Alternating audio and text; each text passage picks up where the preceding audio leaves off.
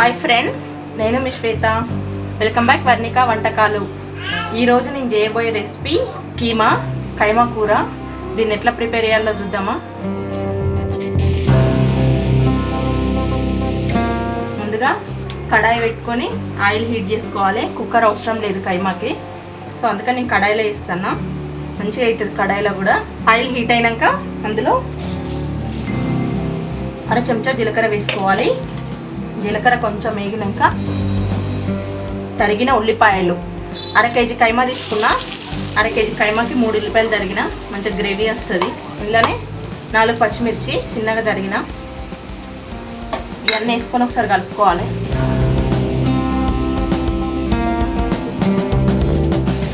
ఉల్లిపాయలు మగ్గేంత వరకు టైం పడుతుంది కాబట్టి కొంచెం ఉప్పు వేసుకోవాలి. చిటికెడు ఉప్పు వేసుకున్నాం.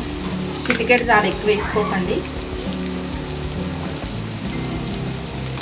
చాలు. ఉల్లిపాయలు మగ్గేంత వరకు మూత పెట్టుకోవాలి.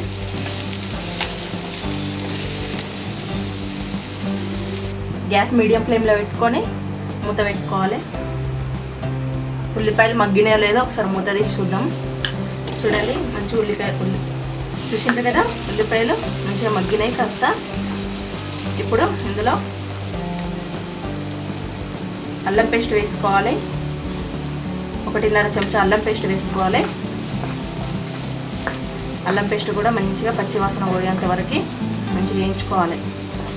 మంచిగా ఉంటుంది అప్పుడు కైమా కూర.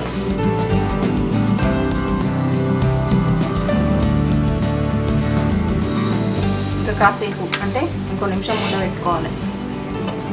చూసిండ్రు కదా, ఈజీగా వండుకోవచ్చు మనం ఇంట్లోనే. ఏ కూరలైనా రెస్టారెంట్కి వెళ్ళి అవసరమే లేదు. ఎట్లాంటి కూరలైనా ఇంట్లో వండుకోవచ్చు, మంచిగా తినచ్చు. ఒక్కసారి ఇప్పుడు మూత తీసి చూద్దాం. చూడండి, మంచిగా అల్లం పేస్ట్ కూడా మంచిగా వేగింది కాబట్టి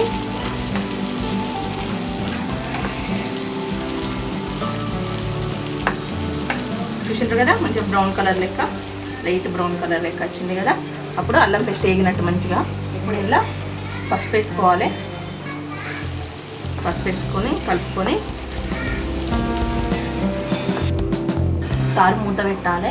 ఇప్పుడు ఒకసారి మూత తీసి చూద్దామా.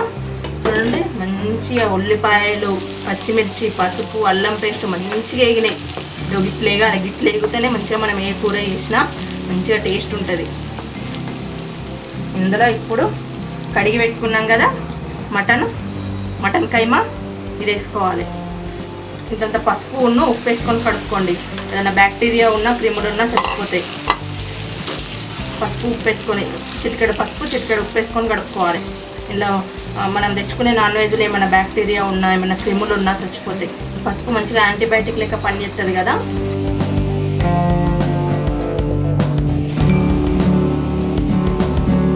సరే, ఇదంతా కలిపేసుకున్నాం కదా. ఇప్పుడు ఒక 5 నిమిషాలు మూత పెట్టుకోవాలి.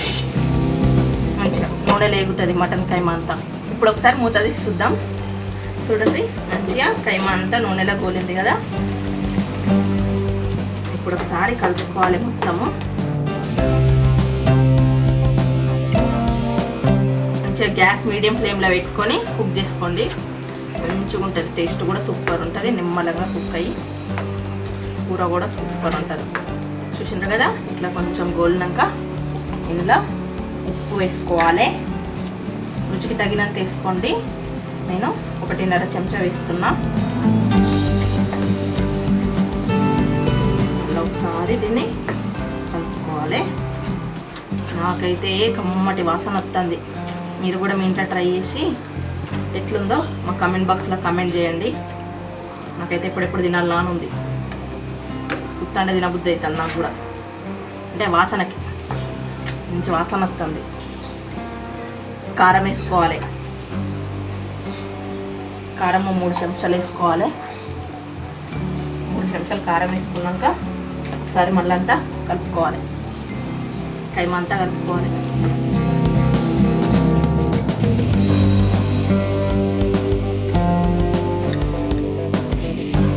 ఇట్లా మంచిగా కలుపుకున్నాక మూత పెట్టాలి. గ్యాస్ మీడియం ఫ్లేమ్లో పెట్టి ఒక పావు గంట సేపు మూత పెట్టాలి. పావు గంట అయ్యేదాకా మూతనే తీయద్దు అసలు. పావు గంట అయినాక ఒక్కసారి మూత తీసి చూద్దాం. చూడండి మంచిగా ఉడికింది కైమా అంతా. ఇప్పుడు ఒకసారి కలుపుదాం.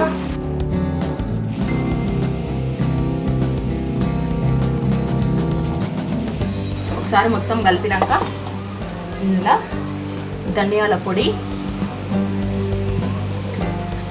1/2 చెంచా, గరం మసాలా 1/2 చెంచా వేసుకున్నాక ఒకసారి కలపాలి. ఆల్మోస్ట్ రెడీ అయింది కూర.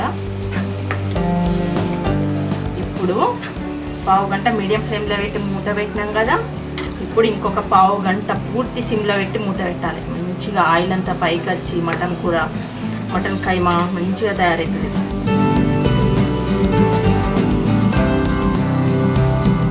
ఇప్పుడు ఒకసారి మూత తీసి చూద్దాం. చూడండి, చెప్పినా కదా ఆయిల్ అంతా మంచిగా పైకి వచ్చి కూర రెడీ అయింది. మటన్ కైమా కూర.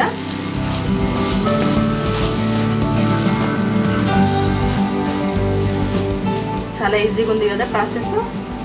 సో ఈ మసాలాలు కూడా ఏవి అవసరం లేదండి. ఇప్పుడున్న పరిస్థితుల్లో మసాలాలు తినడం కూడా అంత మంచిది కాదు. మంచి ఇట్లా సింపుల్గా వండుకోండి. టేస్ట్ కూడా చాలా చాలా బాగుంటుంది. అండ్ చివరగా కొత్తిమీర వేసేసుకొని గ్యాస్ ఆఫ్ చేసుకోవాలి. చూసారు కదా, మటన్ కైమా కూర రెడీ అయింది. నేను చేసిన రెసిపీ కనుక మీకు నచ్చినట్టయితే లైక్ చేయండి, షేర్ చేయండి. మా ఛానల్ని తప్పకుండా సబ్స్క్రైబ్ చేయండి.